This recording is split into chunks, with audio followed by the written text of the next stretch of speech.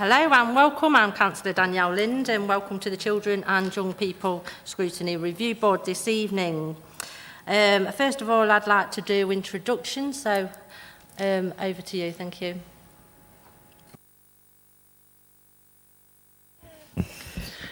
Hi, I'm Tracy Pearce and I'm it's a bit loud. I'm a councillor for the Derwent Ward.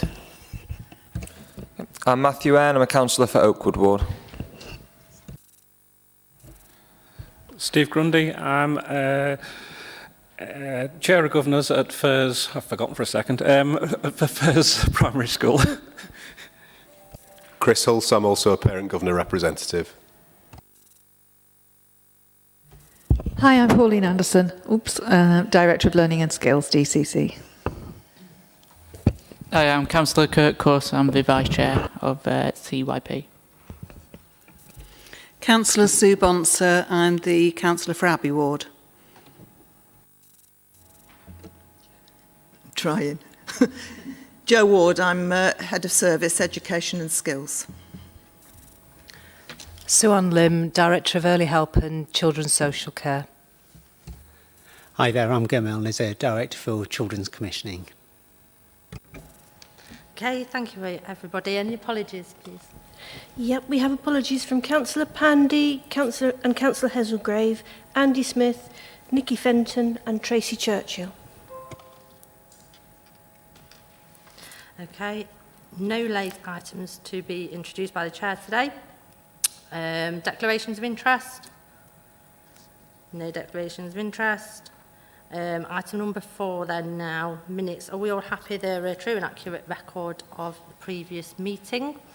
I would like to raise 13.2.1, special needs provision. Although this was agreed by the Cabinet member, do we all agree that this recommendation 1, is to go to Council Cabinet? Yeah, no objections. Okay, so that will go to Council Cabinet. No objections to the minutes. So moving over to the next item now, which is item 5, COVID remote learning. I will pass over to Pauline. Thank you, Pauline. Thanks, Danielle. Won't be quite so loud this time. Took myself a bit by surprise there. So we've been invited to give an update. This has been here before, and looking at the origin of remote learning, and some of you, if you are parents, will recognise that scene from the photograph, and for those parents who've got 2, 3, 4 children, aware that there is a pressure and there have been concerns across the pandemic about the quality of remote learning and particularly the resources available to families to access learning at home. So, I mean, the digital divide is a terminology that is used nationally, and that, clearly was an issue pre-COVID, and I suppose the pandemic really made people aware that some children and young people were in fact unable to complete homework at home. They weren't able to access the kind of research and kind of general learning that you might anticipate.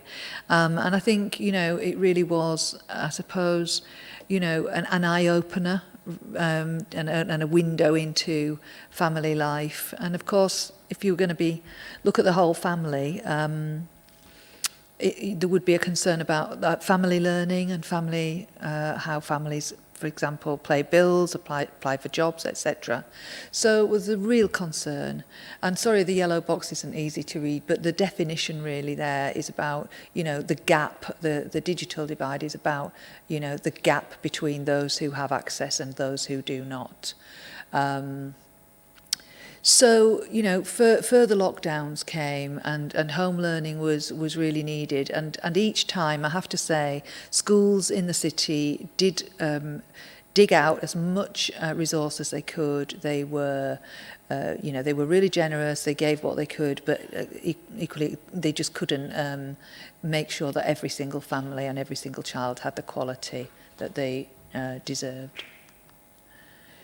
So in terms of what did the DFE do, and this is a background for you, laptops and tablets for disadvantaged groups of children were given out to councils by the Department for Education, and we administered those. So we received 2,642 laptops or tablets, and including the sort of safety, firewalls, and software that was included in them, and that was all sort of set up. There's quite a big job to do, and Joe and some of my other colleagues worked really hard on that, and you know, you'd think it's a simple thing to do, but actually those devices, there was a lot to manage, process, and made sure that every child got them. Academy trusts have received a number of devices too, but that data is not readily available, so that is in addition to the 2,642 which I mentioned earlier. So in recognition of remote learning and the need to understand how it works, there's the equipment side of things, which is really important, and the one that we obviously focus on. But there really was a need for schools to understand how they were actually engaging with families and learners at home, how they were actually supporting parents who may be working from home with 1, 2, 3 children, and how they, you know, schools were learning themselves about how to manage lessons, give children breaks. I mean, sometimes, you know, I think they were so keen to give so much work they didn't realise that, you know, children just couldn't keep up with it. And of course, if you have 2 or 3 children and just one laptop, then how on earth do you make sure that how do you decide who gets what? So there was a need identified. So leaders and leadership in schools had to take a clear view of how remote learning worked in the context, and also identify if pupils were actually engaging with it, and how were they tracking that engagement and feedback from children and families. What did it mean for the curriculum and planning and delivery? Because that was clearly going to be different, and it's very different giving set pieces of homework to giving ongoing curriculum and work. Capacity, capability of the equipment was really an issue, and I'll have to say I can't actually see that. Oh, can anyone just see that last one? Yeah. I can't even read the last one. The last one, it says safeguarding and wellbeing. Safeguarding wellbeing, thank you. Apologies. So, and there were a number of issues around safeguarding which were identified and addressed by the Department for Education, where a number of children nationally and some locally had managed to access sites that they shouldn't. And when we tracked those back, it was usually that those sites had been accessed by either older siblings or adults in the household. So I just wanted to say that, but those concerns were all addressed through those laptops. So, on top of that, we obviously recognise that more needs to be done, and Derby City Council committed 250,000 to continue to close the digital divide.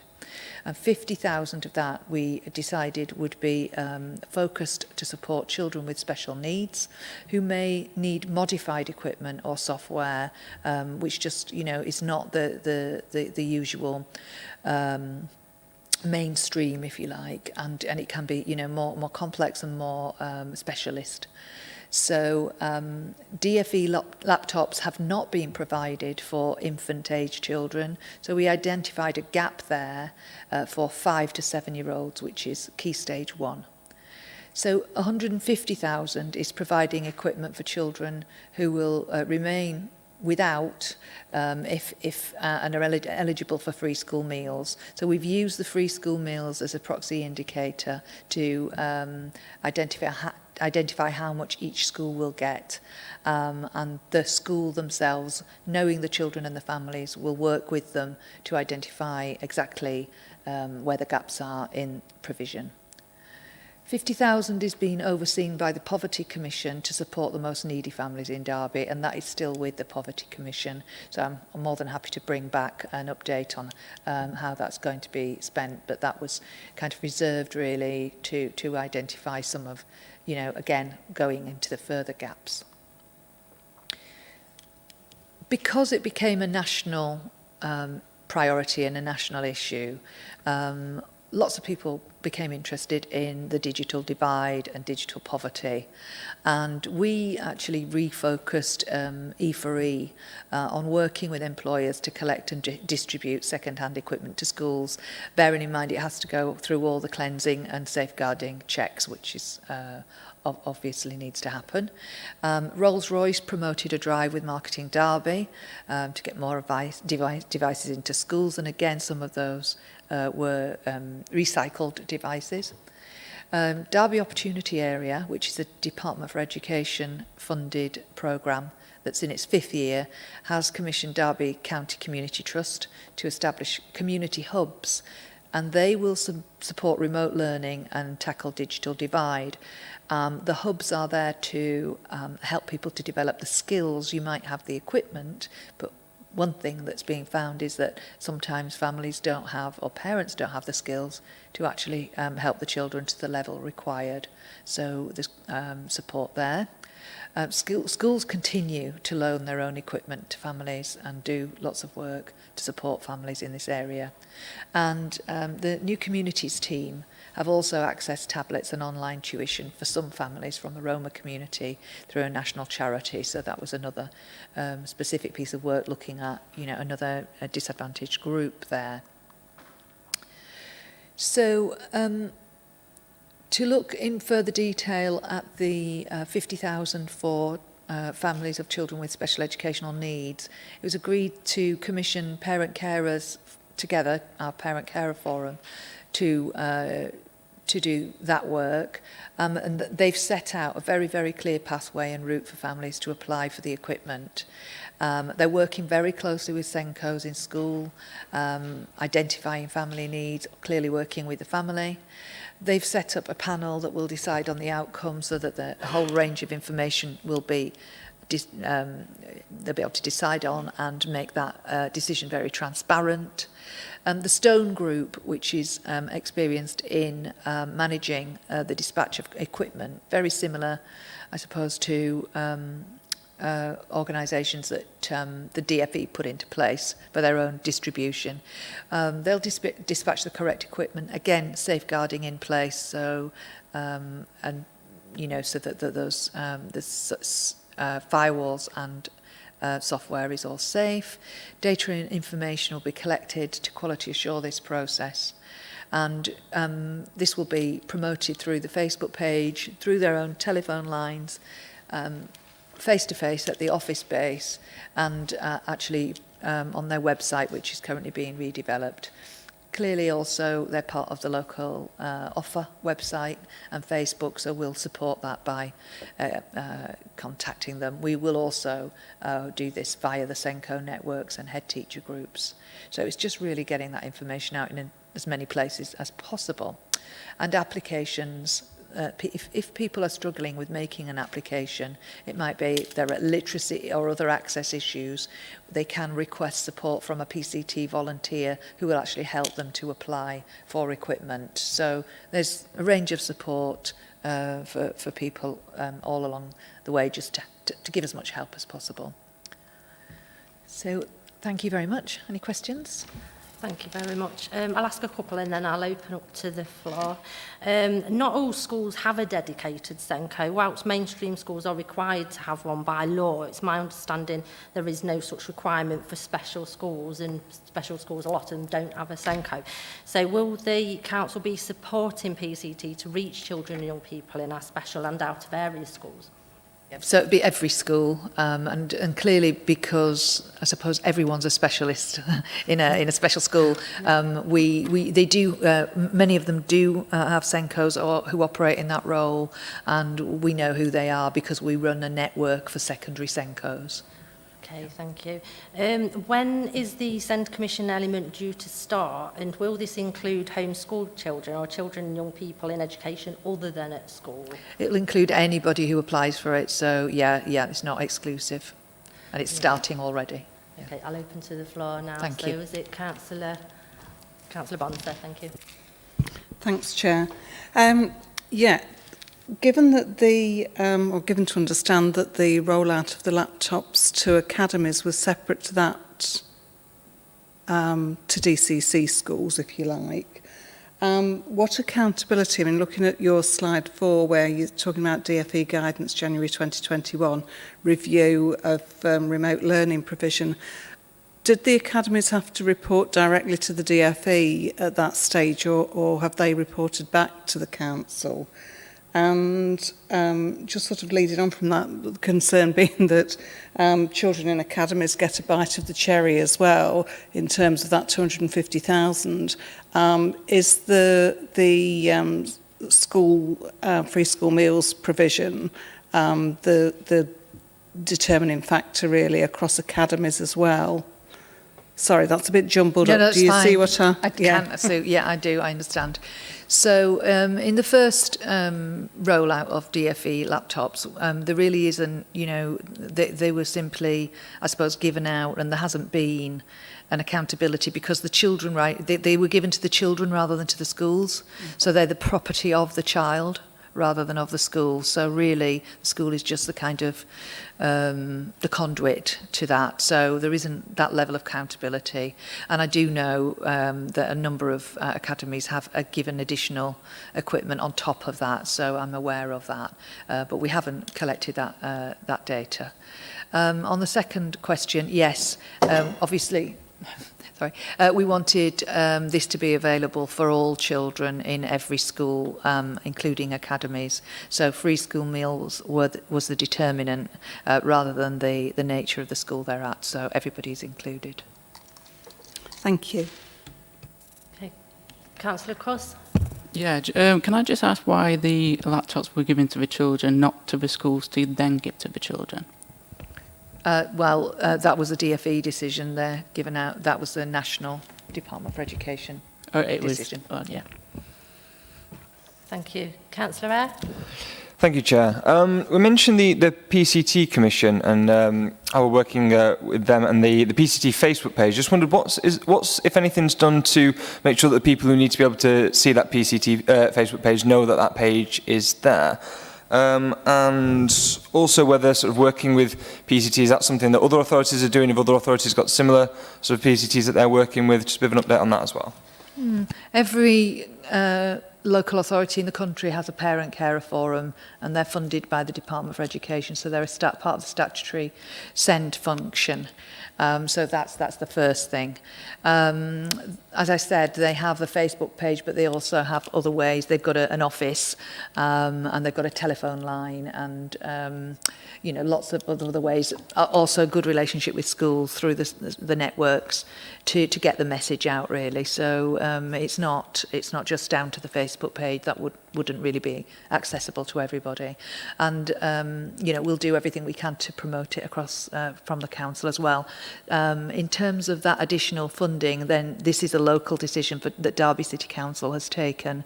I don't know that other areas have invested in remote learning beyond the DfE laptops. Thank you.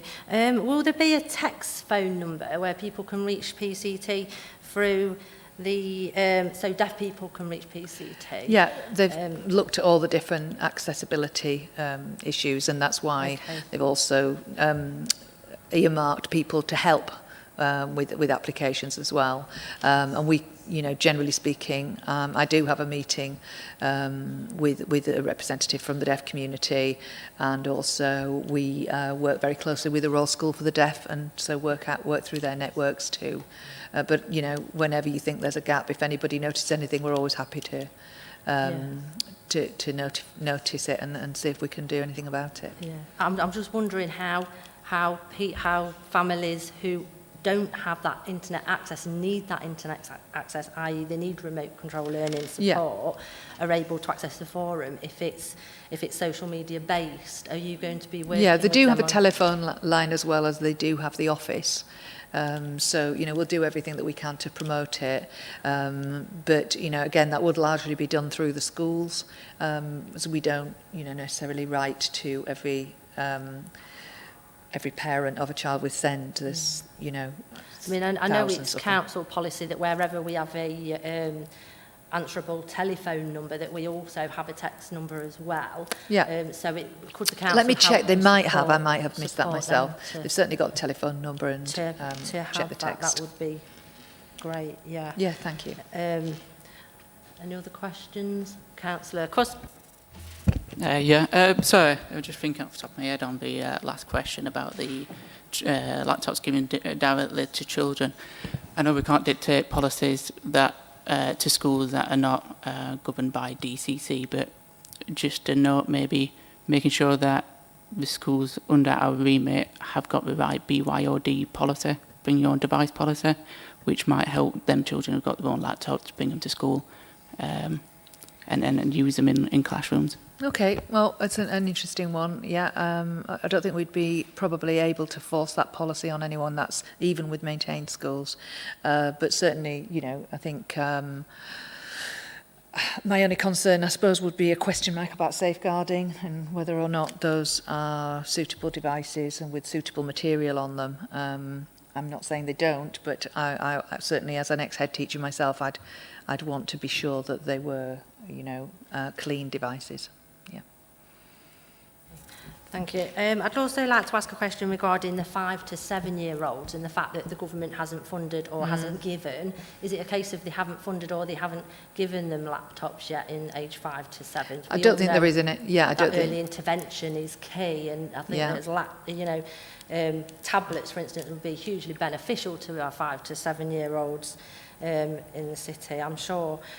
So is the council then helping to plug that gap with the 5 to 7 year olds in particular? Absolutely, yeah, and it is a gap, and I agree with you. When I've been into schools and seen that 4-year-olds really working well with tablets, taking photographs, interacting, typing in, researching. So we think, that's why we've made that decision that we'd focus on that early learning. Okay. Is it that it hasn't materialised from the government, or is it government policy that they wasn't going to give it to 5 to 7? They just focused on other year groups. Yeah. Okay. That's disappointing. Do you feel that we've got enough funding here to plug that gap, particularly with the 5 to 7 year olds as well? I think once we review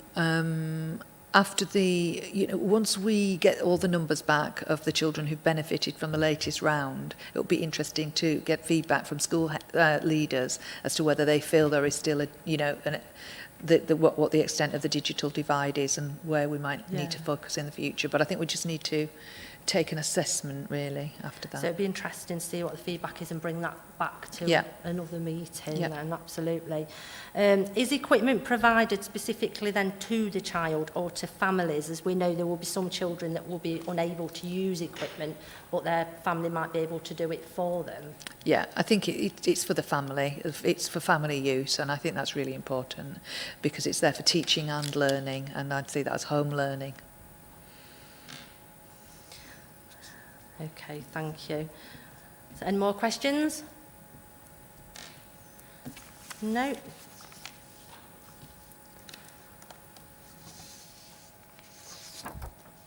Right.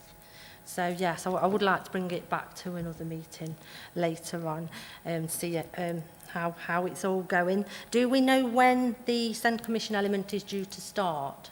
It's starting now. Right. I think it would take time to process, but I think it's worth doing Okay, and I'd just like to take this opportunity to thank officers for all your hard work during this, because I think you've worked immensely hard to try and get as much as possible out to children and families in the city. Thank you. I'm sure the board will echo that.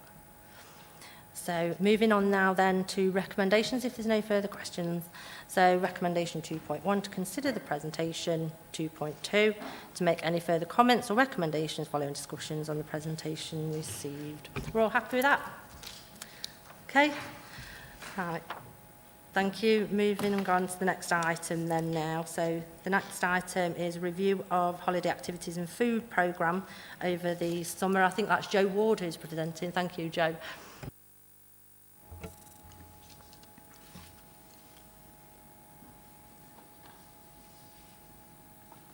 There we go. Thank you. So, holiday activity and food programme. It was, again, government introduced initiative, and we have so far managed to offer something over Easter and the summer that's just gone. It's the summer that's just gone that I'm mainly going to be talking about this evening, but I do have a memory of what we did at Easter if we need to go back that far. So my name's Jo. But what I would want to say is that in order to actually have such a successful holiday and food programme, it was very, very much a team effort. It's been a massive team effort. Shaheen Parek, who is an officer in my team, did most of the legwork and luckily has seemed to have really taken to the role, but there was an enormous amount of work. And then we've reached out, we've had a steering group that's brought together people from early help, from early years, and colleagues elsewhere in the council who've been administering the COVID extra grants that have been coming in to support communities. So it's been very, very much a team effort as far as this is concerned. So I'm going to try and go through these elements, a bit of a reminder of what HAF is all about, talk you through the process, what we've actually done in terms of getting organised, a bit of information about how summer went, a little bit of information about what the finances look like at the moment, and then what we need to do next, and finishing with a big hurrah, some positive quotes and pictures of children. So just starting with the purpose. The government established a £220 million programme for the whole country. And this was possibly in response to the pressure that they were under to provide free school meals for disadvantaged children, Marcus Rashford and the like. But actually this is a much more substantial programme because it is also about provision of positive activities for children. So it's not simply giving them a voucher or a meal, but it's engagement in physical activities, cultural activities, various activities that mean that their time is productively filled in those holidays. So this funding was to provide activities and food for children who are eligible for free school meals, and that was intended to be for 4 days over Easter, 4 lots of 4 days over the summer, and then there will be 4 days again at Christmas. So in terms of the actual funding, again, a little like was mentioned earlier, there are age limits to this. The age limit here was to focus on 5 to 16-year-olds, and it was for children who are eligible for free school meal.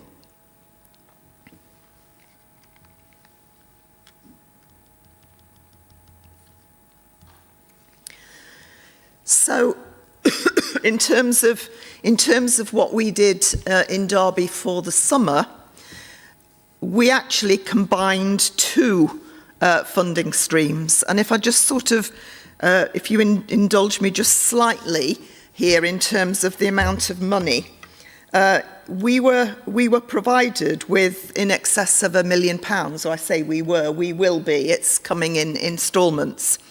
And if I just take the summer as an example, 50% of the funding for the summer is £597,635. But actually, there are 10,970 children eligible for free school meal. And because I'm an ex-maths teacher, I've had my calculator out, and it actually works out that if every child accessed, it would be £3.40 per day per child to include feeding them. So the actual amount of money is quite small, and therefore it doesn't really provide the flexibility for children who may have other needs beyond the need for a free school meal. But what we've managed to do is to work across the council and to have some of the COVID grant extension money. And what that's allowed is a much more inclusive offer for our children. So we've been able to also offer the summer promise, as we're calling it, in recognition that it's much more than the holiday activity and food programme, to offer that to children and families from other vulnerable backgrounds, including children with special educational need. And that we've been able to sort of commission additional places with more specialist providers, and also offer things like taxi support so that children could actually get to the activities. So half was the centrepiece, but the actual summer promise was a little bit more than that. And the summer promise basically included access to the holiday places. So these were places where children could go across the city. I'll talk a little bit more about that in a minute, where they'd be able to have a safe, stimulating environment. They'd be engaged in a variety of activities, and it would involve feeding them. The grant was also used, the additional grant was also used to provide vouchers for uniform for children from disadvantaged families who are in Year 6, in order that they would be able to afford what can sometimes be quite expensive uniforms for their new Year 7 places. There was some signposting that took place so that where children and needs for families were identified, we'd got a very powerful network there that linked with other organisations where we could provide help. Obviously the food, ideally that was supposed to be hot food, a hot meal, and there were various imaginative solutions as far as that was concerned. Support for utilities bills, that came not from HAF, but it came from the wraparound funding that we worked with together. And then what also was a very, very powerful thing that's been taking place is the power of networking and developing partnerships. And what we've managed to do collectively across the council, and also with community organisations across Derby, is to develop some quite powerful partnerships, which I think are going to stand us in very good stead moving forward. So the process, we originally thought that we, as a collection of officers, were going to be able to invite expressions of interest and assess the bids, etc. And we were advised in the nick of time by legal teams and commissioning teams that this was actually a massive job and would take more time than we had the resources to do. So what we actually did then was to commission Community Action Derby to provide the administration and the operational management of the HAF programme. This was in the summer. We had managed it ourselves at Easter, but that was a remote offer because of COVID, and therefore it was much easier for us to do internally. So Community Action Derby carried out a range of things for us, but also it's important to understand with us. So we haven't just handed it over. Shaheen in particular and myself have had very, very regular meetings with Community Action Derby to discuss what's happening and where we are in the process. But basically they administered the expression of interest. They made certain that due diligence was followed. They convened the panel that's selected and approved from a large number of providers that were interested in this, and Shaheen was also on the panel, so and others from Derby City Council. So it was very much a team effort. We also selected some specialist providers that weren't necessarily being funded from HAF, but from the extended grant. And those were providers who perhaps could provide a better service for children with special educational needs. But we also made certain there was a range of faith-based and community provision. And we made certain that there was provision in the different wards of the city and also for the different communities of the city. In terms of the delivery, we had 27 applications in the end for the summer. We would have had a lot more. We would have had a lot of applications from our secondary schools in particular. But coinciding with this, the government had also funded summer clubs for secondary schools to administer and provide. And quite reasonably, our secondary head teachers said, well, we're on our knees anyway. We're also providing a summer club. This would be just too much to be able to do as well. So our secondary age children were able to access the HAF provision, but you'll see later when we have a quick look at the figures that it was predominantly the younger children who took this up. And we want more secondary aged, but we also know that a lot of them were actually accessing the summer clubs rather than the HAF. We had a combination of different types of providers, and in the end, through the panel, we shortlisted and selected 16 of those. They were a range. Some of them were businesses. The majority were voluntary organisations. We were very careful in the selection, so we managed to provide in 14 of the 17 wards, and those were the ones that were coming through the holiday activity funding.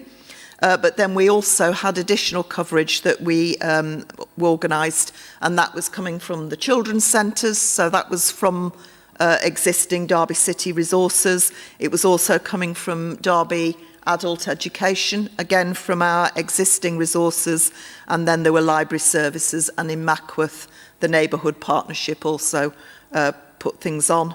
It was a wide range of providers. We've got faith-based, we've got community, and we've got those specialist providers, and a wide range of different activities as well being provided for the children.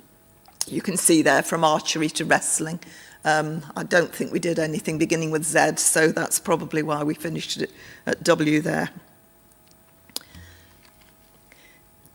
These are the logos of the providers that came through Community Action Derby. So I'm sure you are going to be recognising some of those sort of different people. And the power of this was the way that these providers worked with us and with each other. You know, a sort of typical example where one provider wasn't able to provide hot food, they were making arrangements with other providers to help them with that. We also had, as I've referred to, some more specialist providers. These were coming through the additional COVID funding. And from those, we were able to develop some provision that wasn't funded necessarily from HAF because these children weren't necessarily eligible for free school meals, but nevertheless, the families did appreciate the fact that there were things that were happening that were positive and interesting over the summer.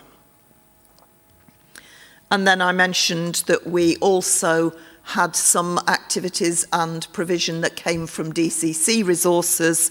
So these were the sorts of things that came from Early Help and also from Derby Adult Learning Service.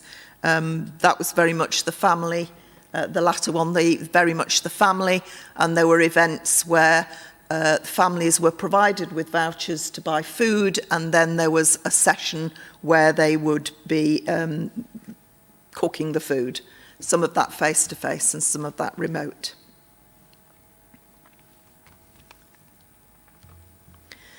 So, in terms of where we are, I mentioned the number of free school meal eligible children. Over the summer, we had 5,286 of those children accessed provision. That's 48%. And relative to what was happening in other parts of the country, I understand that that is quite high. Certainly the DFE were pleased. I'll talk a bit more about that in a minute. You can see there that of those children, the vast majority were the primary age children. And of those children, 4,897 were the half eligible children. In other words, they were the children that were eligible for the free school meal and were between 5 and 16, but you can see that there were other children as well who were provided for over the summer. We don't have all of the detail from the COVID winter grant back yet, so these figures are not exactly, something that I would sort of pin my reputation to, but I think they're very, very close indeed. In terms of money, the total for Easter, summer and Christmas was to have been £1,195,270, and we were allowed to use 50% of that for the summer. We actually were able to use more than that for the summer, even from the half money alone. And that's because at Easter, because of COVID, our offer at Easter was remote, and remote is cheaper. And what we also did at Easter was we used the COVID grant at Easter to provide the free school meal vouchers, so we didn't have the same food expenses either. So all of the money that we managed to save at Easter, we carried forward to summer as well. So we actually handed over £700,000 to Community Action Derby to administer it on our behalf. And then on top of that, there were the additional activities. When we reach November, we will be provided with 30% of that 1 million total, and we'll be coming to a cabinet or a financial matters meeting imminently to get permission to receive that money. It's not a given that we will get the entire 30%. The DFE have to be happy with the information that we provide in a report, but we believe the DFE are already extremely happy for reasons I'll share in a slide or two. And then in February, the final payment of 20% of the total will arrive into the council. We are proposing that half of that money is used as an incentive for the providers so we can get all the final reports in. So in other words, holding back some of their funding and providing it at the end so that we can report to the DFE, because we are optimistic that this is something that may continue after this financial year. Obviously, that's subject to the spending review. And then we are permitted to retain 10% of the total for administration and facilitation and organisation and costs. And we'll be proposing that we share that with Community Action Derby to recognise the huge amount of work that's gone on, both from DCC and also Community Action Derby employees. But all of this is clearly subject to DFE approval. Over the summer, we were also involved in some very specific evaluation. The DFE commissioned Ecoris to do an evaluation, and they came into the city and they talked to a provider, and they also looked at our sort of provisions and calculations. The DFE were very, very pleased with what was happening in Derby, so much so that they came to visit on the 24th of August. Councillor Smale joined that visit, and an officer in my team, not myself, Shaheen Parek, joined the visit, and also a senior leader from Community Action Derby. They were so pleased that they asked if we would present at a DFE event to other local authorities on what we've managed to do and how we'd managed to do that. And Shaheen and the Community Action representative did do that presentation on the 30th of September. So where we are now, there's still a lot of work to be done. I've mentioned that we'll be looking for approval to continue implementing HAF because there will be a Christmas provision, a winter provision that we are going to be required to do. We are still evaluating the summer because we're still looking at some of those additional summer promise opportunities. We've not got all of that in. The DFE October report was submitted on the 15th, so that's Friday just gone. So we haven't had a reply yet from the DFE about whether they're satisfied with that, but I imagine that they will be. We wish to continue to work with Community Action Derby. That's been a very, very positive partnership which we would want to continue with. We are wanting to plan and increase the numbers that we can provide for the winter provision. That's 4 days at some point over the school's Christmas holiday. I'll mention very briefly the booking system with personalised codes for free school meal. This is because over the summer, our providers became aware that a very small number of families were pretending that they were eligible for free school meal. And we did not imagine that this was going to be something that would happen.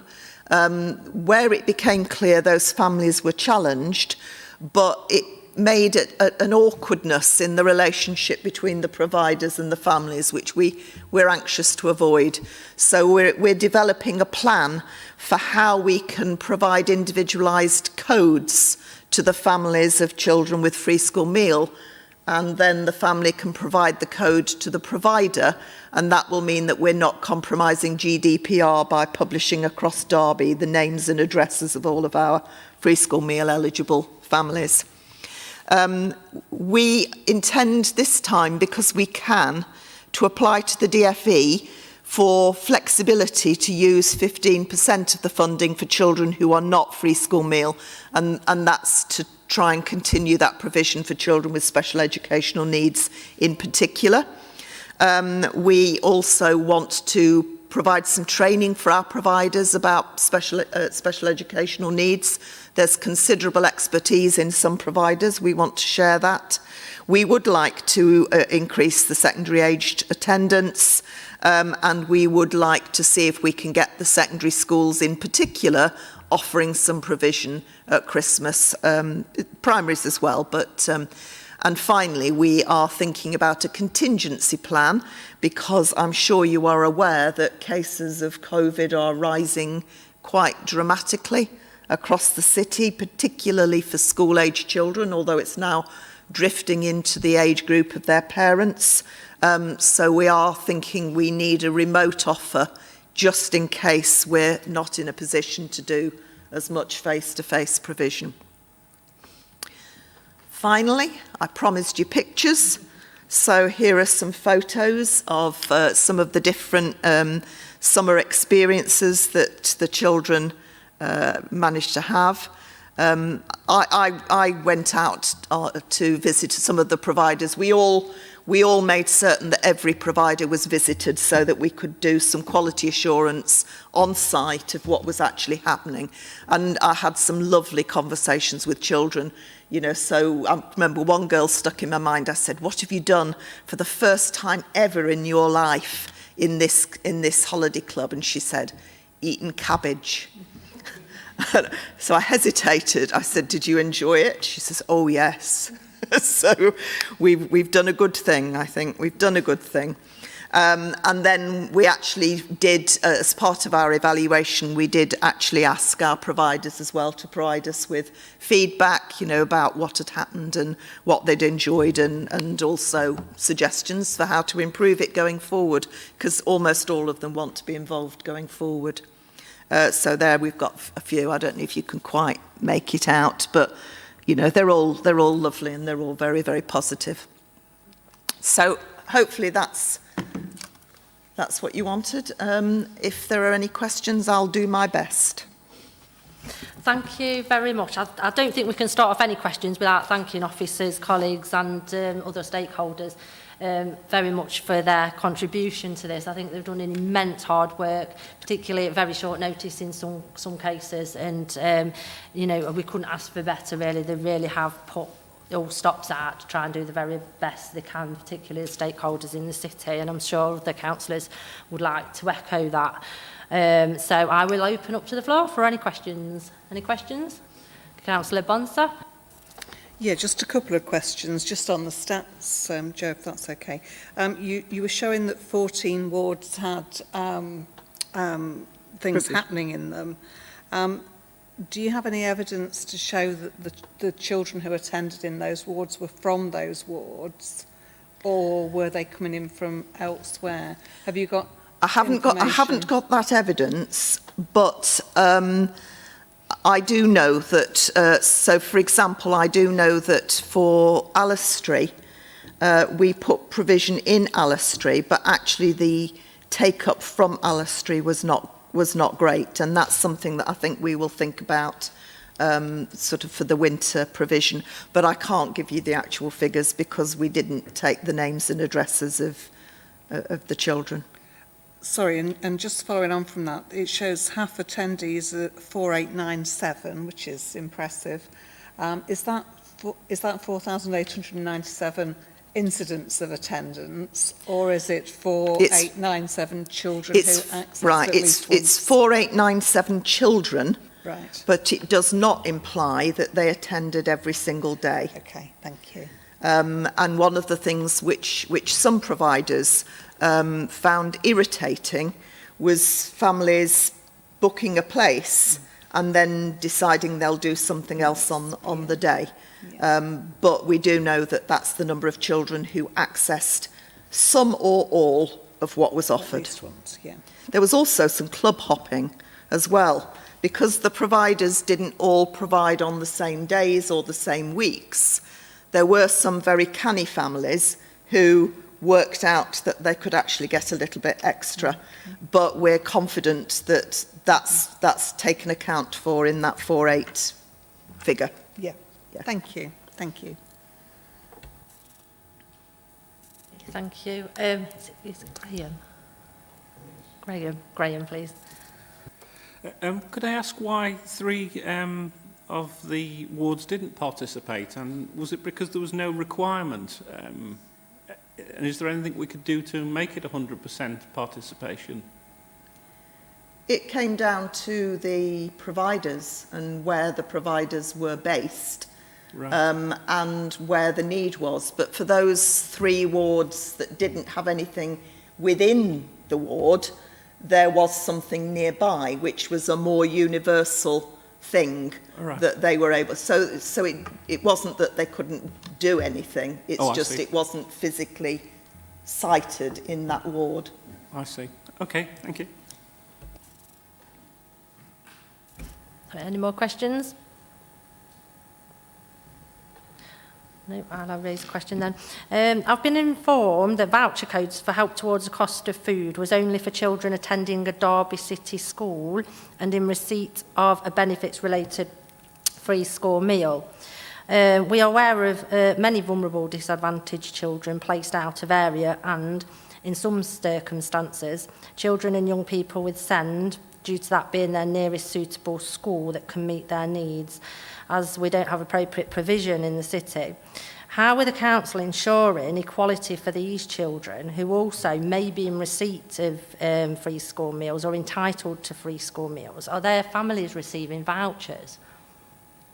Well, we didn't have the vouchers. The children were fed at the provisions. Yeah, schools were giving out food vouchers. As well, from the summer promise provision. Yeah. So did children, for instance, that were in out of area schools, were they receiving vouchers? Not as far as I know, no. No. And were children that have education other than at school or homeschooling, did they get vouchers if they were entitled to free school meals but weren't currently attending school? They would have been able to attend the half provision, but they wouldn't have got anything through the school.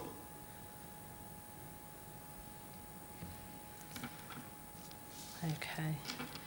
So did the council do an full equality and impact assessment before implementing the HAF programme? So, well, I suppose with my other hat on, I have to train schools quite often, the LA schools particularly, for the 3 public sector equality duties. So I did know what they were, and that's why we focused so much on special educational need, because it was so clear that the money that had been provided by the DFE was not adequate to take account of, well, even the free school meal children with special educational needs, never mind the other children. So yes, we certainly did, and that's also why there was a conscious effort to involve different faith-based providers as well, so that there was that sort of range of food, a range of cultural awareness, and that additional provision for special educational need. But if you're asking me, did I write and publish? No, I didn't.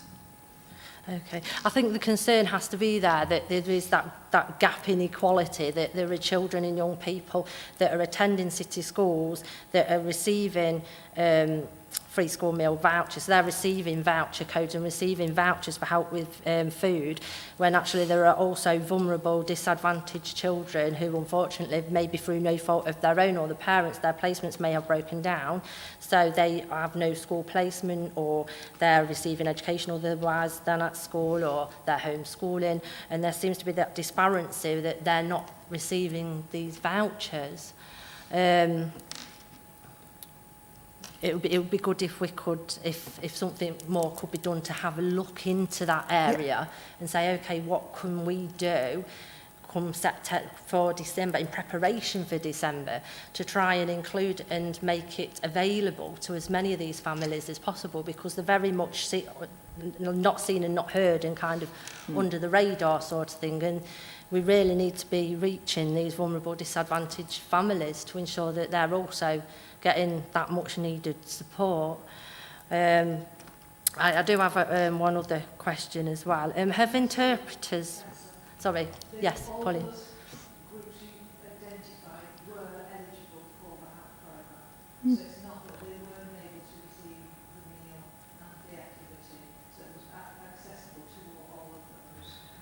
Right, so was there a problem in communicating that then? No.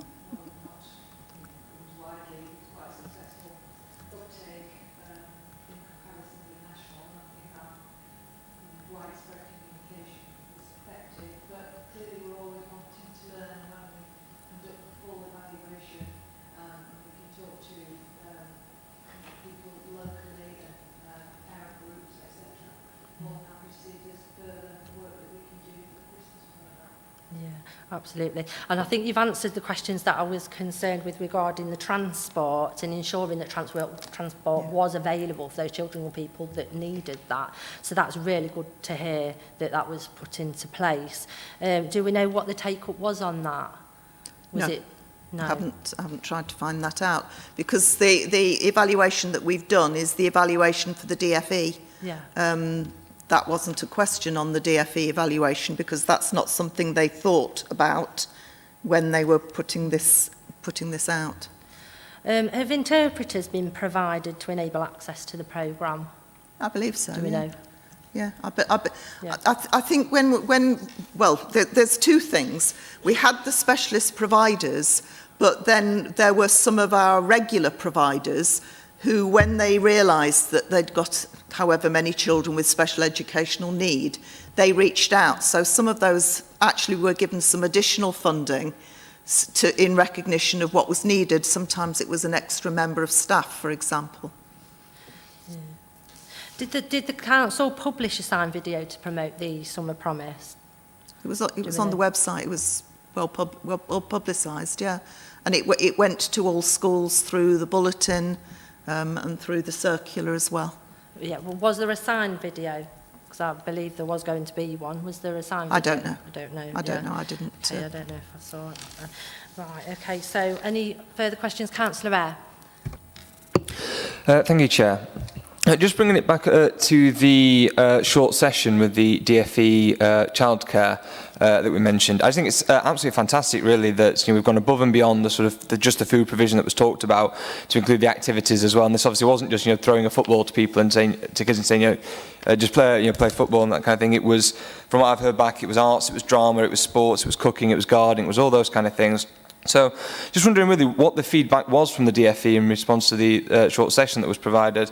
And also, we mentioned the feedback from one sort of pupil in particular that benefits from it. Have we heard back from any others about the experience that they had? So in terms of feedback from the DFE about the session, I haven't heard what that is yet. But in terms of feedback from the DFE from the visit, we had an email from the DFE which was highly complimentary about what we'd managed to achieve. What was the second part of your question, Son? It was, you mentioned the sort of feedback you had from one pupil about the first-time experience of eating cabbage. Have we heard back from any other pupils about their experiences regarding the activities or anything like that? Yes, so we developed a sort of little form to capture different aspects of what we were looking for when we were making our quality assurance visits. And all of those forms had a little section, talk to the children and ask them about that sort of thing. So, yeah, I mean, I haven't memorised it. I'm afraid I can't entertain you with what they said. But there were a range of things because they were doing things they'd never done before. And it was just a very positive experience for them, very positive. Yeah, fantastic, thank you.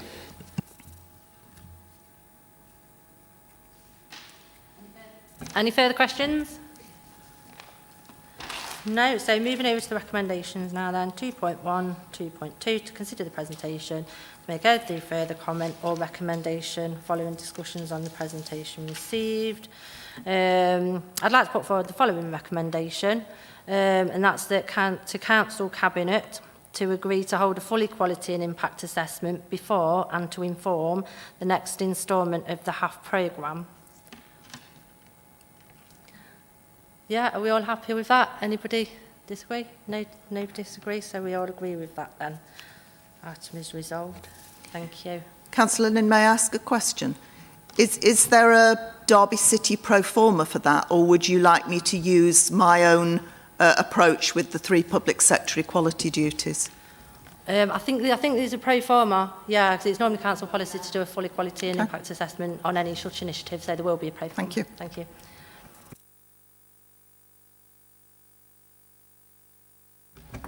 Right, so moving on now to item 7, monitoring safeguarding practice, and I believe that's Sue-Ann. Thank you, Sue-Ann. I'll hand over to you. Thank you, Chair. So the report before you covers both the outcome of the recent Ofsted inspection into children in care services and also an overview of the response to COVID-19 implications for safeguarding practice and some of our performance and pressures. So if I start with the Ofsted focused visit, that it seems quite a while ago now, that the Ofsted came in on the 30th of June and the 1st of July.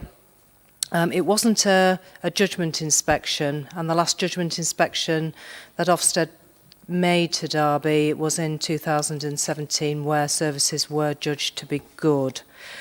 So this was a 2-day focused visit, and they particularly concentrated on the experiences of our children in care. And they were particularly focusing on the quality of matching, placement and decision making, and the experience and progress of our disabled children. The quality of management oversight, challenge and staff supervision, and the effectiveness of corporate parenting. And they also looked at performance management information and quality assurance activities to ensure that managers had an accurate view of social work practice. So they had a very deep dive into all of those areas. Next slide, please. Thank you, Lindsay. So it was a very positive inspection overall. Some really, really positive strengths that were found. Clearly, they were looking at a period of quite a challenging period over COVID-19. And what they found was that we had provided an effective response for our children during COVID-19. When they looked at cases, they recognised that staff received strong and effective support, both from senior leaders and their immediate frontline managers, which had helped them continue and make sure there was consistency with provision and quality of services with our children. The inspectors spoke with our Children in Care Council, which is a specific group of children in care who look at a number of different areas and scrutinise services on behalf of our children in care. And quite positively, Children in Care told inspectors that for them, the pandemic had had very little impact on the services that they had received. Which I think is quite a testimony to the staff who absolutely tried their best to ensure that children didn't receive any detrimental service during the pandemic. So this was very, very positive. Inspectors also confirmed that when they looked at thresholds, that children came into care when it was the right decision for them and that their needs were met. And that again is really important when we look at wider contexts of rising numbers of children in care, that actually when we make those very, very important decisions, life-changing decisions for children, we do that when it is it is the right time for that child to come into care, and when they do come into care, that their needs are met.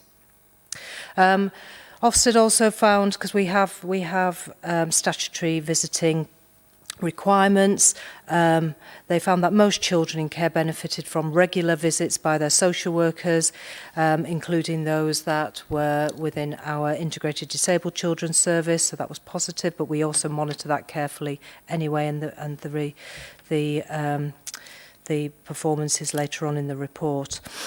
They found that a majority of children had built positive and trusting relationships with their independent reviewing officer, and they will see their independent reviewing officer twice a year and also have calls in between. But the independent reviewing officer looks after the case and holds the social worker to account for the care plan. The emotional health and well-being and mental health needs of our children in care were considered to be met by social workers in their looked after reviews. And overall, when we talk about the learning and improvement framework, that is our training programme for our social workers to ensure that they are kept to the absolute forefront of learning and practice. The inspectors also considered corporate parenting and found that the corporate parenting committee and extended groups demonstrated achievements and that staff benefited from regular supervision. And again, our records demonstrated what we have been implementing in terms of our practice model. Our strength-based practice model was seen to be an evidence to being embedded, which all helps to ensure that there is reflection and impact of the right intervention for our children. Okay, next slide, please. So there were some areas for development for the service, not as many as the strengths. And they fell into 4 categories, and this was mainly around the threading through of the assessment into the quality of the plans. So this didn't necessarily have any detriment to the quality of service that children were providing, but I suppose it was more around how it was written down, but still incredibly important. So assessment information translating into plans. and that some children do not have sufficiently detailed care plans with specific outcomes and timescales. So that's what we would call smart planning, where there is specific, measurable and timescaled actions. Fourth area was around life story work and understanding family history. So this was our chronology. So on our case files, we have what's called a chronology of significant events, and some of those weren't necessarily as strong as they could have been. And that's really important for if there's ever a change of social worker, so that they can understand the journey of that child quickly without reading the whole file at that particular time. And the final part was around social worker caseloads. For some staff were higher than we would want them to be. We do recognise that as a senior leadership team, and we clearly try to retain our staff where we can. And we have implemented creative initiatives to develop either our own staff or to ensure that students and apprenticeships are developed to bring in more staff. But we do have high caseloads for some of our practitioners, and that all feeds into the rising demand for social care services, and particularly over the last 18 months, where we have seen quite a significant increase, as the report outlines. So just moving on to the next slide, where we talk about some of the pressures and performance. So whilst the service, I would say, has responded very well to the challenges that COVID has presented to us, and we have been working throughout COVID, staff have been out visiting children and undertaking assessments and visits. We have now taken that opportunity to bring staff back into the office a lot more. So we have a fully comprehensive recovery and restoration plan, and that's in progress. So we have rotation of social work teams now coming into the offices, and clearly we have a spread of offices across Derby. So we're not just in the council house, where we are in localities, and all of those offices are subject to the council standard risk assessments. So we do make sure that staff are safe in their environment. We have continued and progressed and increased our direct contact with children and young people. We did have the luxury of having some freedoms and flexibilities up until the end of September from the DFE, where we could have, by exception, virtual contact. However, that's finished, and we knew that was coming to an end, and we were working towards that to ensure that children's visits were done face to face by that point. Where virtual contact does have to happen, will be by fact that the family have COVID, or there will be etc. So there is only exceptional virtual contact now. Where we have learned from COVID, and where it will bring us efficiencies and accessibility for partners, is around our multi-agency meetings. We found that those were very successful and allowed much more participation from professionals for those multi-agency meetings. However, where we recognise that parents need to attend or are not able to access through virtual means, such as child protection conferences, we have reopened our Kettleston Road venue, and the child protection manager with the parent and social worker will be sat in a physical room, and then multi-agency partners will then have a virtual connection, and this is working very well.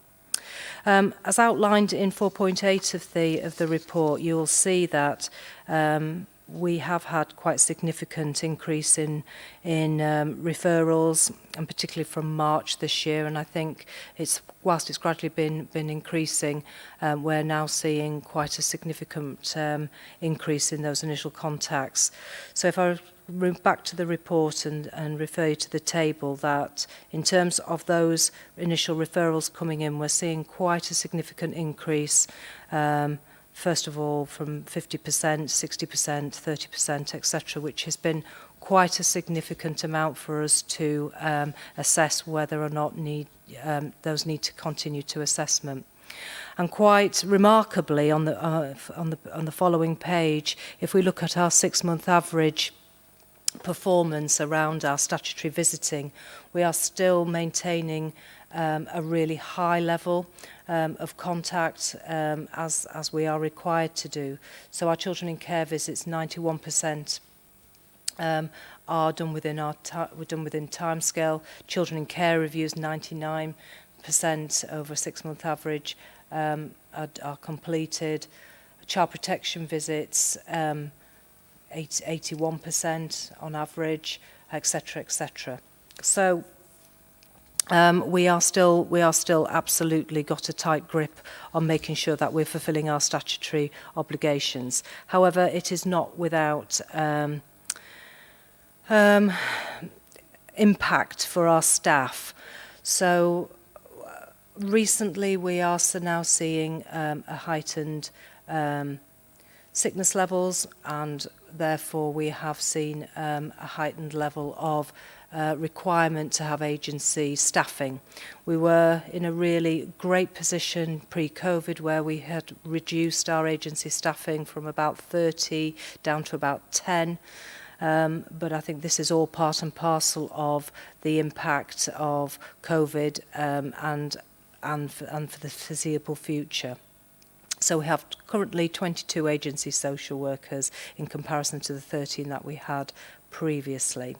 And as I've said, we are still absolutely committed to supporting our staff, making sure that they have got the best support possible, and that we are exploring all avenues in terms of making Derby an attractive employer to come and work for.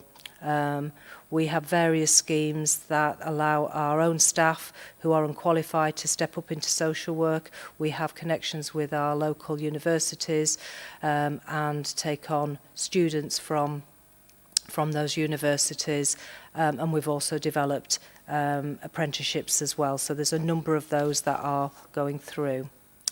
And then finally on page 5, I'm sorry it's not on the presentation, it was a late edition. A quick overview of our children's homes, continuing with the theme of our children in care. And apologies, Chair, the local authority actually has 5 children's homes. I should have put that the local authority has currently 4 open children's homes, but we currently have 5. 1 is closed. So 3 are providing mainstream placements, and we have 1 specialist home for children with disability. And all of those ones that were open at the point of COVID remained open with those children in. And again, we were able to apply some statutory flexibilities in respect of bubbling and making sure those children were safe. And again, they were subject to risk assessments and quite strict requirements, but all of the changes, there were very detailed discussions with the young people who were in residence, and clearly we weren't able to accept children at that point, but neither did we move any children. So we had a very stable period at the point of lockdown. We have now subsequently resumed independent visitors, visits to the homes, and we have what's called a Regulation 44 audit every month of an independent visitor who goes round, and as COVID has eased during this year, both the Cabinet Member for Children and Young People and the Strategic Director for People, the Director of Children's Services, have undertaken a monitoring visit, and I myself have been out to the homes during August and September. Okay. So thank you. I'm happy to take any questions, Chair.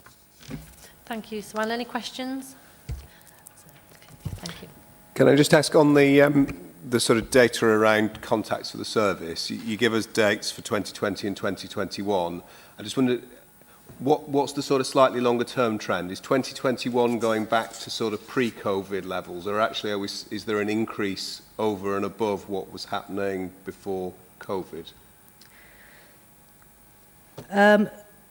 So I can provide the data for 2019. It's probably on a par with 2020. It's probably slightly less, but we are seeing a year-on-year increase. But I think 2021 has been an absolutely dramatic Okay, so it's increase. not that in 2020 the number of referrals reduced and then they've returned to pre. No, this, not it's at no. a Oh, I see what you significant mean. No, increase not on. at all. No, not at all. Thank you. Thank you. Councillor Mansell? Thank you, Chair. Yeah, just around the recommendations around identifying the workload issues for your social workers. I just wonder what you're doing to address those workload issues and whether there's any plans to increase the number of social workers, because obviously with the pressures and the absence and the cost of agency, what are you planning to do to address that? Well, there is a monthly assured safeguarding meeting that's attended by the Chief Executive, the Strategic Director of Children's Services and the Cabinet member, and the issues have been raised in terms of requiring resources. Of course, it's incumbent upon myself to make sure that the children that we have open, and we have at any one time 3,500 children open, to make sure that all of those children that are open to us are the right children and they require a social worker at that time. So in parallel, those issues have been raised and the need is firmly been placed with the senior leadership. But I am also ensuring that we haven't got cases open longer than is required, and that we're closing cases promptly once work has been completed. And as I've said, we have got a programme for step-ups and our own internal workers who are not qualified to become social workers. So we've got quite a mixed economy. Thank you. Thank you. Any more questions? Councillor? It's not so much a question as I'd just like to say that we have done very well in Ofsted. I've read the report and I'm really impressed with how your social workers have coped with all the increased pressure. I mean, I know there is more that can be done, but it's really encouraging news, so well done. Thank you very much. Thank you. Thank you. I think the board absolutely has to recognise the fantastic report that has been given, particularly under the very stressful and very pressured environment that you currently are working under, and particularly with the rise in demand. So I'd like to thank yourself and the whole team for all the amazing work that you're doing, and the social workers and everybody else who's involved in making that happen. But I do think we need to identify the fact that there are rising pressures here, there are rising demand in new referrals, there are rising demand for numbers of children in care, particularly. So if there's no more questions, I would like to move on to the recommendations, if that's okay. So 2.1 is to note the content of the current pressures and plans in place to address future challenges, but I think it would be a good opportunity to put forward a recommendation to Council Cabinet that the board resolves that the leader of the council write to the new Secretary of State for Health and Social Care and urge him to recognise the rising demand that social care in Derby City is currently having, and in particular the rising numbers in referrals and number of children in care particularly, and the projection for those, and call for an appropriate rise in funding to meet that demand. I would also like to put forward another recommendation to Council Cabinet to reinstate the members' care home visits, and also include in that the out-of-area placements as soon as possible. I know we're in a very difficult situation, but visits to care homes are happening. I do think that members should be visiting our care homes as soon as possible. We should be doing it now. If care home visits are happening, then we should be doing that and replicating that in the care homes, and particularly the out-of-area placements, which I think is something that's possibly not done before. It's probably been Derby City, so to add that, I think would be. Any questions? Have you got a question before we move to Yes, Chair. Can I just suggest that second recommendation says as soon as safely possible, given we've heard about the potential of the increase in rising COVID rates and that sort of thing. So could you suggest it's as soon as safely possible? This is safe as possible. Well, immediately, I'd say, to be fair. I would say immediately. So I would say then the board resolves that Council Cabinet reinstate members' care home visits and include member visits to out-of-area placements immediately. Are we all happy with that then? So those recommendations to go to Cabinet, please. Yes, thank you. Board resolved. Thank you very much. So now we'll be moving over to item 8. Which is demand in social care and placement sufficiency. So I think that's, is it Gamal I'm passing over to? It's both of us, Chair, and I'm going to... Both of you. Okay, yeah, thank you very much. Okay, thank you, Chair. I'm going to start with the first few slides and then pass over to Gamal. Okay, so in terms of the placement sufficiency and the demands on children's social care, I think I probably outlined some of the context of that in my previous report. If we move on to the next slide. Lindsay, thank you. So just to put into national context, we clearly have, every local authority has what's called a sufficiency duty to ensure that there are sufficient enough placements for all of their children in care, whether that be foster placements or residential placements. And this is a particular challenge for us in Derby because we are a very small unitary authority, and having that capacity has always been a challenge for us. But nationally, irrespective of whether or not you're a large county, there has been an overall shortage of placements for children in care. So nationally, some of those placement referrals have been up by 40% in some areas, and again exacerbated by COVID. And the cost of care is probably the highest, is one of the highest costs that councils have to pay.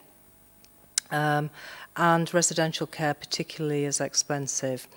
And again, just generally, LAs are expected on average to be overspending by up to 12 million on children's services this year. Derby's no exception to that. We know that COVID has had a huge impact. So isolation, homeschooling, unemployment has placed many families under that additional pressure.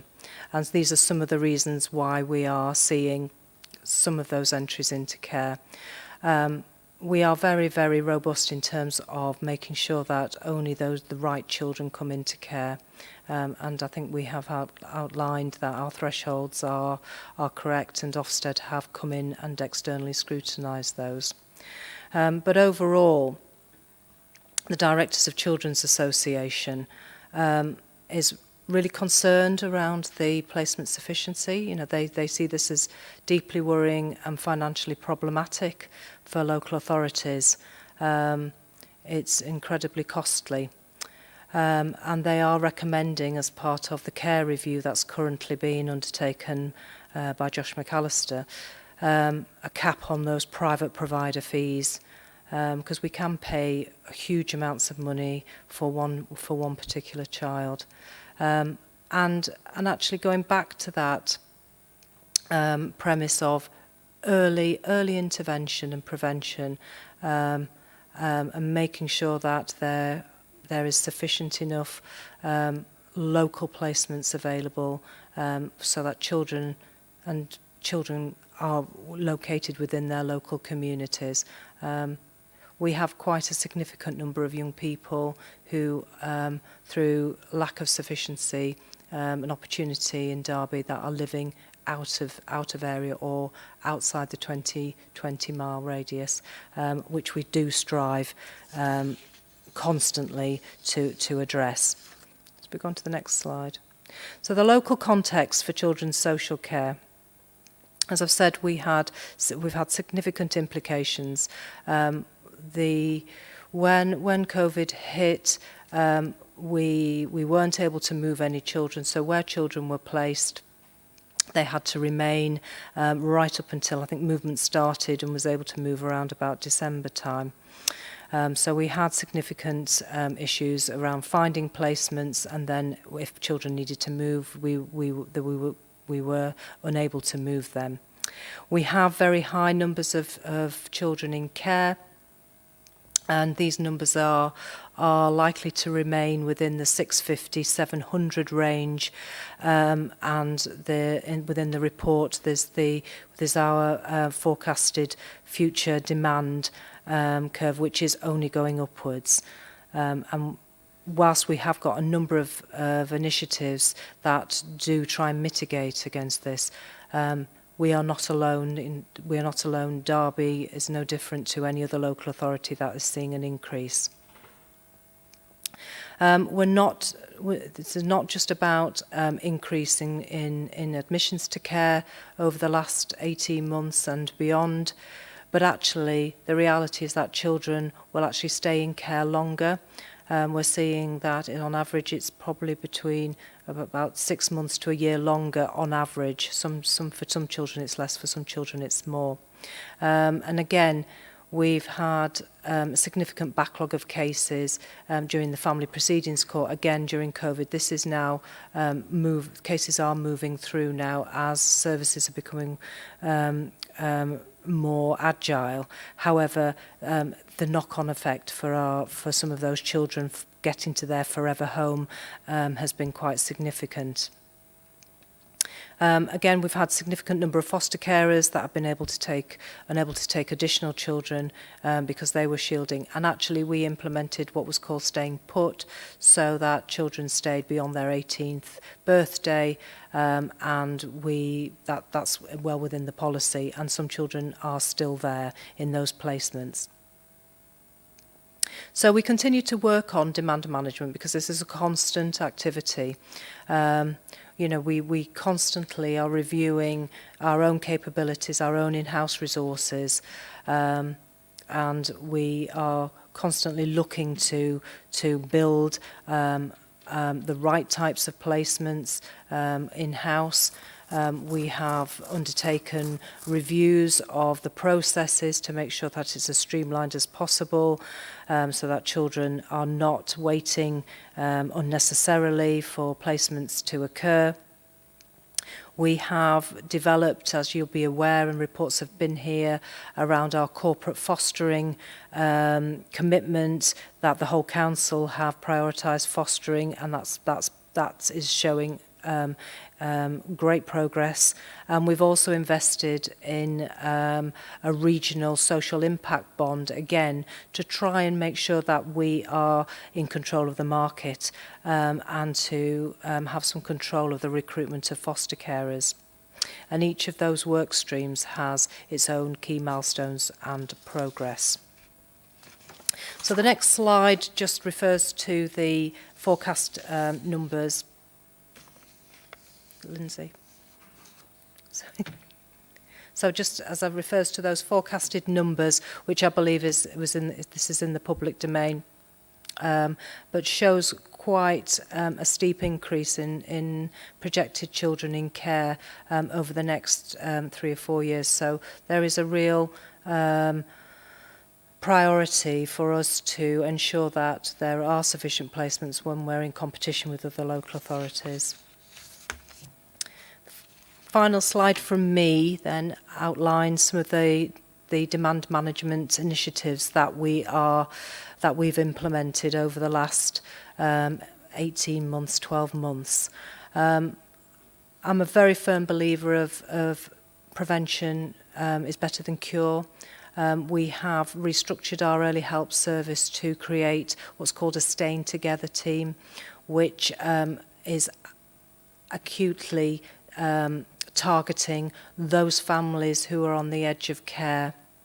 So we've slightly refocus some of our early help services at nil cost to respond on a citywide basis to those families who perhaps are in need of, they're in crisis and they're in need of help, but actually with some key support and targeted intervention can actually make it over that crisis point and keep their children at home. And since last September, we've worked with over 30 families and prevented 53 children from coming into care. And we're continuing with that, so the numbers will be higher. In terms of our corporate fostering, we have added 22 additional mainstream bed spaces over the last 12 months. Our corporate target was 20, so we have achieved that, which is great in these conditions. And we're also have developed what's called a friends and family team, because again, we are absolutely committed to ensuring that we have exhausted all friends, family, first before we bring a child into care. And actually, we've been able to support successfully 38 children to go to extended family rather than to come into care. And that was a 90% increase from the year before, where we'd only managed 20. We have an exit from care team where, again, we look at where families have made progress or there are extended family that are able to take those children that have been in care and exit them from care. And we have in the pipeline 25 of those by the end of 2022. And then I chair what's called a residential panel for those expensive external placements. And step-downs are essentially those safe step-downs from external residential, either into our internal residential provision or into foster care.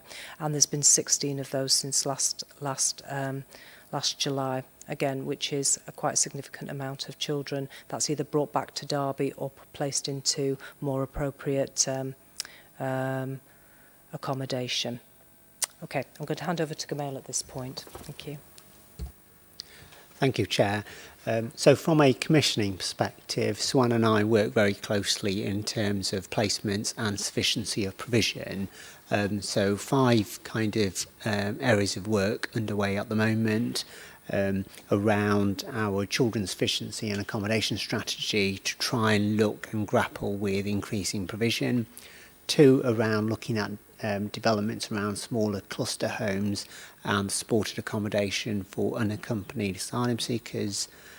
Just finished on a bid to the DFE for children's homes, which is actually across DN2, because trying to work across the East Midlands region, across the 4 authorities is very important. Fourth point is around a D2N2 arrangement for accommodation and support for 16 and 70-year-olds and movement towards block contracts. And then the 5th area that's underway is in relation to DN2 approach to foster recruitment. Next slide, please, Linz. Thank you. So in terms of drawing out key points from our children's sufficiency accommodation strategy, which is used by ourselves and, of course, by providers in the market who we work hand in glove with, we, the council, of course, aspire to provide every child and young person with the best possible local placement where appropriate, meeting their needs, wishes and feelings, and an opportunity to thrive and achieve. And those 4 points are outlined in our commissioning strategy around strategic priorities to try and increase local placements, baselining current placement information and data for both in-house provision and external provision, developing both in-house provision and external provision, and also the cluster homes I referred to earlier. Next slide, please, Linz. And DfE invited all local authorities to bid for capital funding. Unfortunately, it wasn't any significant funding, only 19 million across 150 authorities, which is not nowhere near sufficient capital funding. So we, across Derby City, Nottingham City and Nottinghamshire, actually submitted a bid last week for £1.8 million capital funding, which needed match funding by the 4 councils, which we've done, and that's been a bid to try and sort of increase specialist placements and then to be able to work across all 3 authorities to be able to use that provision to have local placements. It's quite innovative because the DfE wanted a partnership approach across a number of authorities, almost a consortia bid, and we'll learn after Christmas whether our bid has been successful. Next slide, please, Linz. We've also took a report to Cabinet 8th of September around developing a D2N2 approach for supported accommodation for 16 to 17-year-olds, and together with block contracts for local providers. And that's a new suite of more flexible contracts that allow us to have more local provision, but that flex to be placing 16, 17-year-olds for supported accommodation around the D2N2 footprint.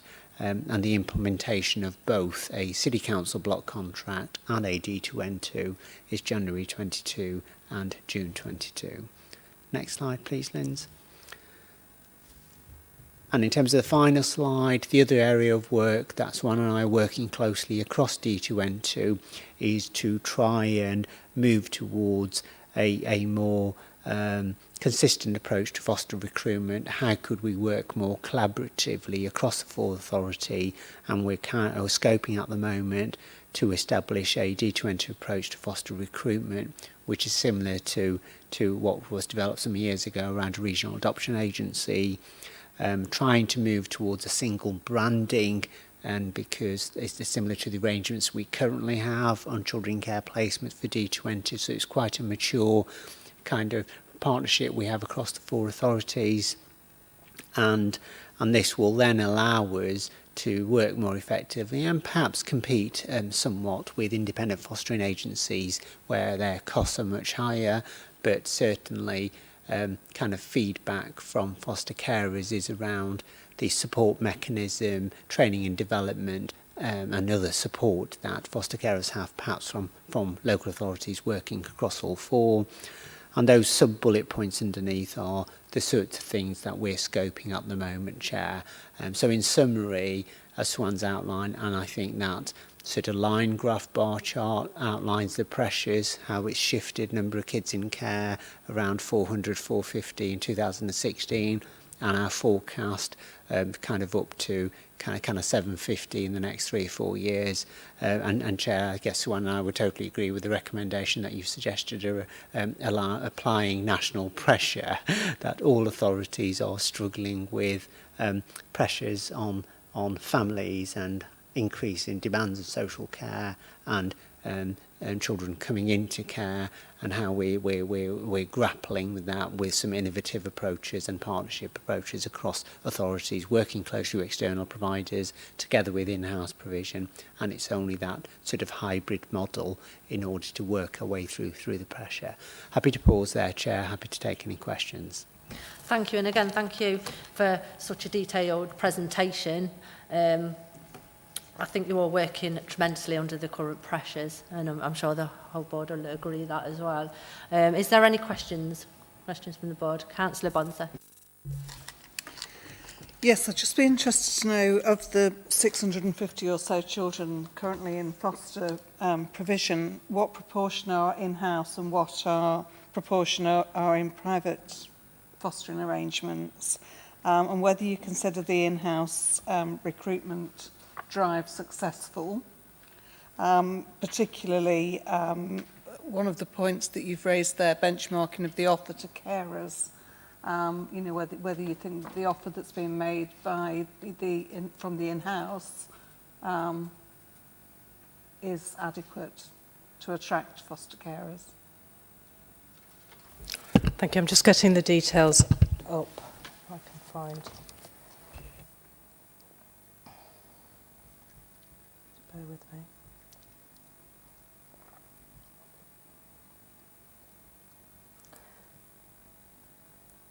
So whilst I'm finding the exact stats, I think in terms of the offer that we provide, I think that when we compare that to especially D2N2, we have got the most attractive fees and payments. We have a better training programme and additionality. So in terms of the offer and the support, we haven't had any of our foster carers move the other way, so they haven't gone to any private agencies. In fact, we are attracting part of the 22. We've attracted independent fostering agencies, the private agencies, to come to Derby, which is an absolute turnaround. I think probably about 3 or 4 years ago, foster carers were leaving to actually go to the private agency, but I've realised that the grass isn't greener there. And I think we provide a much more personalised service for our foster carers. They are our children at the end of the day. We are the corporate parents. There's subtle difference, and I don't believe that people realise when they apply to be a foster carer with a private agency, they don't actually have the children. You know, they're our children, and we want to place with our own internal. So I appreciate the numbers seem low, but it's a good 6 to 8 months to become a foster carer. It's quite a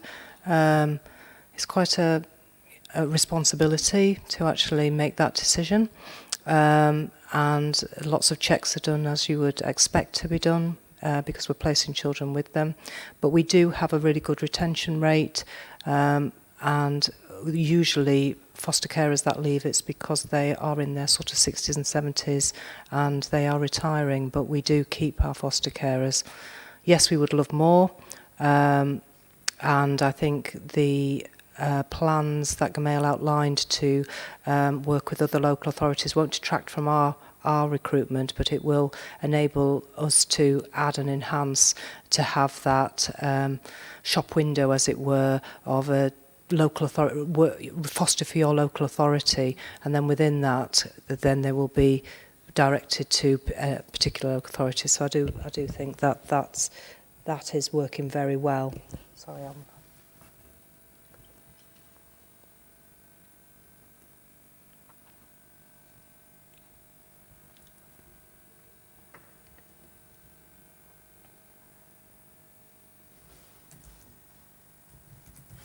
Okay, are we finished on that question? Just need to get the numbers. Okay.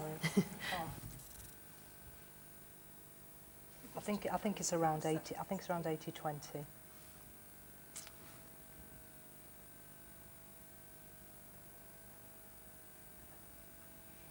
Sorry, Chair, I might need to get those numbers for you if you carry on. Is there any other questions?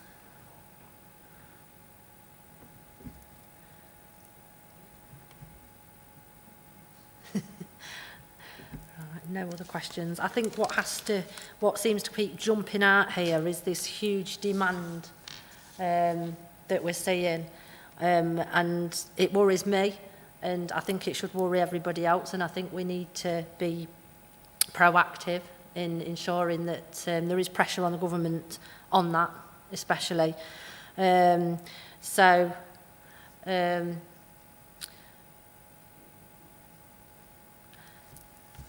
Have you got a response to the question, or should we move on to the recommendations?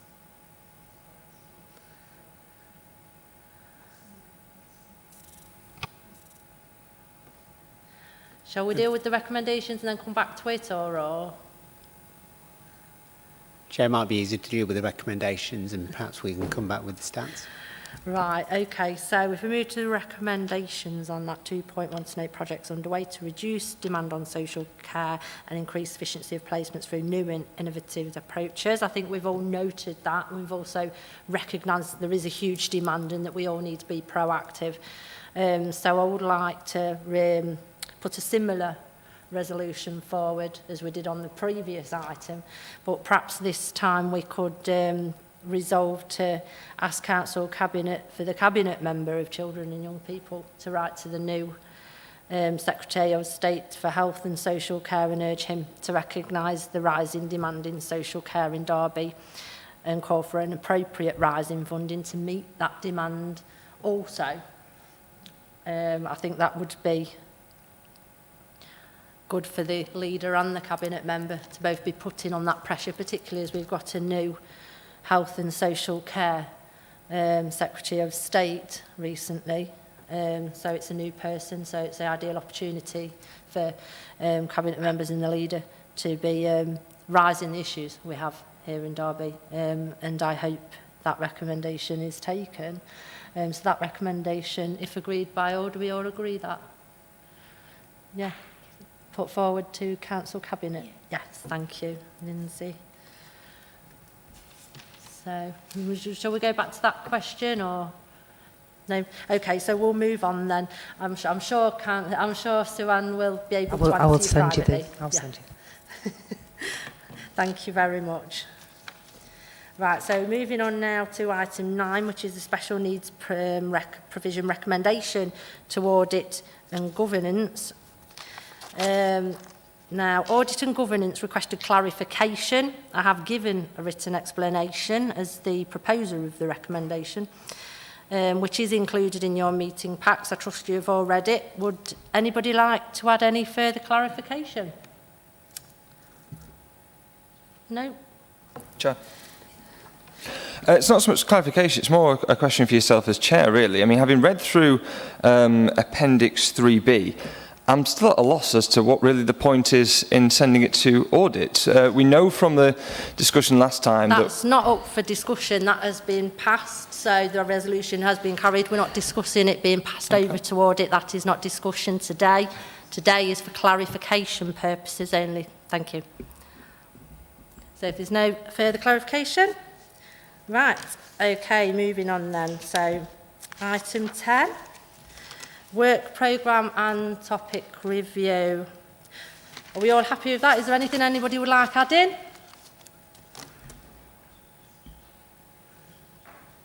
No, nothing anyone like adding to the topic review, work programme? No. Okay, thank you very much. Thank you all for coming today. Thank you for your time.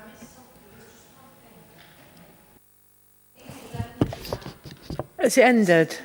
Are you sure? I was too busy couldn't making get the microphone. notes.